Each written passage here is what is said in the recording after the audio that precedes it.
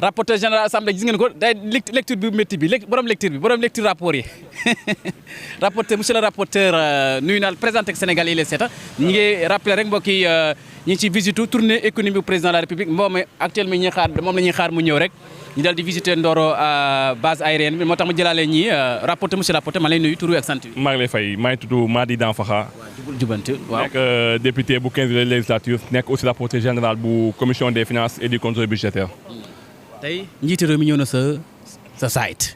nan nga ko yëgee. waaw ak contentement lañ ko accueillir parce que avant tout d'abord dafa nekk un frère du parti mais aussi nekk président de la République buy Sénégal. tey jii ginnaaw bu ñu jëlee nguur gi depuis presque 2 ans maintenant ñiy doxal tey jii bu ñëwee Tamba di def tournée économique day doon un plaisir pour nous ñu recevoir ko en tant que en tout cas des députés de la majorité donc tey ak contentement lañ ko teeroo Tamba. contentement nga ko teeroo am dañuy ñëw ndànk-ndànk ci visite bi bu mu ñëwee am na yenn point yu am solo yu mu visité Ndoro université mbay mi. lu mel tey base aérienne bi yooyu yëpp nga gis ne lu am solo la ci département bi di région bi di Tambacounda. waaw effectivement université bi ñun dañ ciy sawar a wax parce que ñun université bi c'était une demande sociale depuis des années daanaka en 2012 lañ defoon mur de clôture bi ñun ci diggante bi laata sax ñi tàmbali politique nekkoon nañ ci ay mouvement de jeunesse yi nga xam ni c'était pour tabax université bi lu mel sax ISO ñu nekkoon ci ak ay vraiment ay nit yi jàmbaar sax def ay marche def ci ay façon xeex bu nekk pour ñu tabax ko donc bu ñu ñëwee tey en 2023 ñu reprendre travaux yi mu nekkoon en tout cas benn outil soulagement donc nguur gi ñëw en 2024 gën a accélérer travaux yi mu nekk li nga xam ni ñu lañ ko xaaroon donc tey bu président ñëwaatee encore di koy visiter vraiment on est soulagé mais tey en tant que parlementaire en tant que député ñun dañu ñëw aussi di contrôler les actions du gouvernement maanaam tey ñëw nañ tabax waaye tamit dañuy bëgg ñu jeexal ko te moo tax te aussi dañuy ànd ak moom voilà di veiller di contrôler nekk aussi représentant peuple bi donc te université bi loolu lañ ci am ñu ngi am yaakaar que président ñëw na fa de gisal na ko boppam gis nañ ko waa Tamba ji rek la ñuy xaar ñu bëgg vraiment ce que mu mën a jeex ci octobre 2020 ba xale yi mën a commencé jàng ñu ñëwaat encore di visiter base aérienne bi mu nekk en tout cas benn innovation à Tambacounda base bi voilà nekk li nga xam ne dafa important te ku xam sous région bi boo xamee tey insécurité bi nga xam ne dafay gangréné ci Tamba ak dëkk yu ko wër donc si yoon naa base aérienne bu fi nekk aussi vraiment dañ koy rafetlu donc ñoo visité aussi pour man c'est quelque chose d'important qui va rassurer la population mais aussi ñi fay liggéey voilà wan nañ vraiment que état du Sénégal dafa am yaakaar ci liñ fi implanté voilà donc présentement le président est parti à Galoya aussi voilà donc mu nekk ci région Tamba bi nga xam ni am benn producteur de banane bu mag bu tudd Sall ren gis nañu état bi jéego yu mu def ci banane bi parce que quand même on a pris des mesures yuy wax ni que beneen dëkk du dugal banane biir Sénégal pendant 3 mois c'était pour permettre aux producteurs ñu écouler seeni production loolu vraiment mu ne quelque chose à saluer man mi sama jëm bopp def naa fa visite il y a même pas 2 semaines dem naa toolu banane waxtaan ak ñoom vraiment rassuré leen wax ne état fu mu teg agriculture yaakaar bu mu am tey ci producteurs yi di wax ni que Sénégal tey ñun rek ñoo ko mën a defar mooy mbéykat bi parce que quoi qu'on dise boo xoolee tey on vit à partir de nos ressources premier ministre loolu la wootee mooy mobilisation des ressources endogènes lu ñu dayale suñu biir moom la ñuy nekk di dunduwaat on a vu ce qui s'est passé avec le FMI avec la Banque mondiale ak yu mel noonu mais alhamdulilah on tient tey ñu ngi fay salaire yi Sénégalais ñi ngi dund ñu ngi ci sant yàlla bu baax donc di wax ni que ce gouvernement il est engagé mais il est là aussi pour répondre aux besoins des populations donc tey ci tournée boobu lañ nekk muy répondre ci li nga xam ne yëpp tey ñoo nañ ko seet dafay répondre aussi attentes Sénégalais yi. te tey yow ngay député yaay rapporteur mais député nga teewal fa département bu Tambacounda yan doléance nga mos a di jooy pour que le pouvoir exécutif ñëw andi ci saafara ci région bu Tambacounda. waaw xam nga Tambacounda damay wax ne dafa bokkoon suñuy wax les régions oubliées. dañ ko fàtte woon Tamba en toute honnêteté ñun suñu nekk député d'abord suñu premier combat mooy équité territoriale ñun dañoo jàpp ne que le citoyen di am beneen dëkk na ko ñeneen tamit jot parce que ñëpp ñoo ko bokk on a les mêmes droits on a les mêmes obligations et les mêmes devoirs donc parce que tey ñëppay fay impôt ñëppay participer donc bu dee am na tey yenn régions yi am dara na ko yeneen dëkk jot ñun loolu mooy suñu combat bu njëkk te avec ce gouvernement on a vu que loolu ñu ngi koy réparer équité territoriale mu ngi am parce que ku xam suñu pays Ousmane Sonko waxam toujours loolu la bañ na ba référentiel soo ko jëlee dafa jël document Tambacounda mettre leen au cœur de ce référentiel te boo xool Tamba projet yu ñu fi prévoir macha allah su paree Tamba dina nekk benn ëpp bi nga xam ni dootuñu ñëwee benn dëkk parce que on a les ressources humaines on a les ressources minières ressources yëpp am na fi donc tey boo xoolee en tout cas ci buntu yooyu ñun vraiment dañ ciy sawar di wax ni que Tamba dafa nekk au cœur de ce pays léegi suñu plaidoiries yi nga xam ni yaa ngi koy wax à l'Assemblée on a fait pas mal de plaidoiries lii di ay questions écrites mais aussi def nañ ni xam ni si devant les ministres en séance plénière tey jii boo xoolee dañoo am benn question phare bi nga xam ni ñun dafa li nga xam ni ku ñu ko defal tey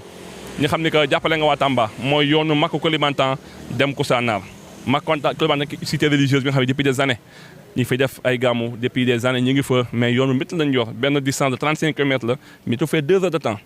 boo ko jëlee boo defoon nag da ngay feebar donc ñun loolu suñu doléance bi nga xam ni ñu ngi koy waxaat le président de la République di koy wax premier ministre que ñu dimbal ñu réaliser ko les études ont été déjà faites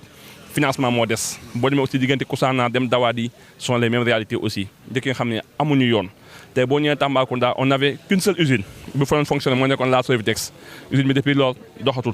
donc boo xoolee dafa yóbbu une partie de la population en chômage tey ñi bëggaat usine boobu nañ ko relancer waat à ce que nit ñi mën a liggéey mais aussi créer fii yeneen usine on a l'espace on a des ressources donc vraiment yooyu daal bëgg nañ ko ñi dimbali si askan bi ñu installé ko biir Tamba Tambacounda on a un problème de 3e lycée ñaari lycée moo fi nekk fees na lycée technique bi maa ngi koy wax assemblée tout le temps benn bâtiment moo fa nekk li fay ci élèves motul 400 lycée bi bëggoon nañ tey mu jël 1000 et plus parce qu'il faut former les jeunes dans les formations techniques et professionnelles tey on dit que mënuñ jox emploi ñëpp mais il faut les orienter vers les métiers donc yëpp suñu ay doléances yi nga xam ni vraiment ñu ngi koy jooy assemblée te am nañ yaakaar que gouvernement bi dina ko réaliser incha allah. dañuy dugg nag ci politique mooy fii Tambacounda ku ne xam na ne amoon na ancien premier ministre di maître Sidiki Kaba nee na Macky Sall ne sera jamais traduit devant la justice yéen la wax ak yéen ngeen mettre en place assemblée nationale haute cour de justice te haute cour de justice ñaari mbir rek la traduire l'ex-président de la République ak les anciens ministres wala actuels ministres léegi lan ngay tontu ci loolu. waaw sur cette question bon yaa ngi tout d'abord merci Kaba mu nekk en tout cas une personne que nous Tambacounda ko respecte beaucoup voilà parce que donte bokkuñu appartenance politique bokkuñu gëm-gëm mais aussi par sa carrière par nit bu ma doon aussi vraiment mu nekk un homme de droit bi nga xam ne yaakaar naa lu mu xam tey si droit ak lu taxoon mu ñëw Sénégal politique loolu war ñu kaa fàtte dafa ñëwoon pour bokk ci réforme justice bi donc bu dee merci Kaba wax na lu mel noonu man damay ne droit bàyyul kenn nul n'est à l'abri de la justice bu fekkee da nga fa def li nga xam ne dañoo war daan sa kaw yoon dina daan sa kaw te dina ko tëj te Macky Sall moom ay waxam du fii lañ koy waxee lu mu def Sénégal surtout tous les Sénégalais sont témoins gis nañ li mu def Sénégal tey bu ñu yeggee fii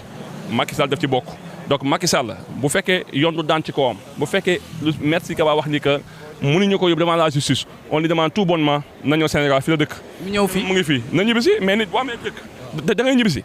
mais ñibbisigul ba léegi mu ngi toog na ñëw c'est aussi simple c'est un citoyen il pense que moom il est quitte amul dara lu mu def na ñëw toog dëkkam yoon ku mu soxla dañ lay woote bu ñu la woowee da nga wuy ji boo demee après tu te défends mais ñun jusqu'à la preuve du contraire on sait qu'il a fait beaucoup de choses on sait que tey am na lu muy teg ñun sénégalais te lan lañ wax ñun doxuñ ci vengeance ñun li soxla mooy justice wan nañu fi si ay dialogue sama waxu dem mooy sama waxu tey avant ngay jaar d'abord si ay dialogue balaa ngay baal nit ñi na ku ne rekoon ay feem nañu atte ci kaw yoon y a une justice qui est là une justice indépendante bi nga xam ne ñun dañ leen wóolu ku nekk la ngay dem nañ la woo ñi atte ñun loolu la ñuy woote donc Macky Sall bu ko yoon soxlawee incha allah dina ko wootee dina wuy si. dina wuy si jënoon nga njiite réew mi tey ci ngoon gi boo jënoon moom politicien bi laa wax de politicien Pastef bi lan nga koy wax sa gox sa dëkk lan ngay jënoon président de la République lan nga koy wax. waaw président de la République tey incha allah dañ koy relancer waat si en tout cas des promesses électorales nga xam ni moom lañ jaayoon askan bi.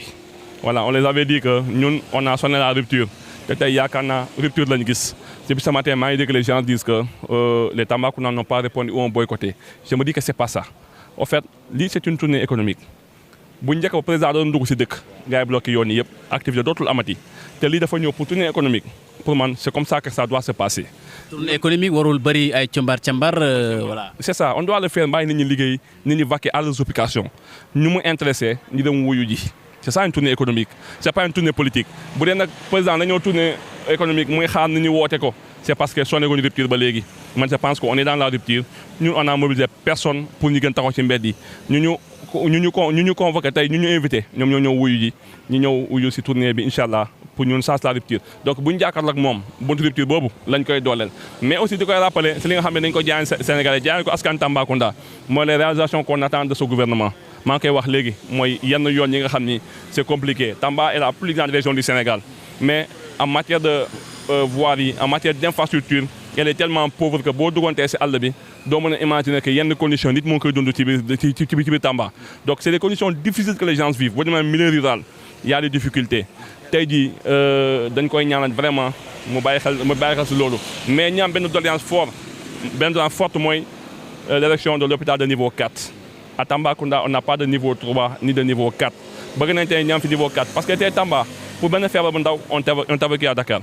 tey jii boo bëggoon def sax li ñuy wax IRM foo nga dem ba Dakar am na une intervention doo ko fi defee te kii connaît Tamba c'est à 450 km de Dakar donc bëgg nañ vraiment ñi dimbali su yu mel noonu vraiment santé bi ñi jëm ko yëglaat suñu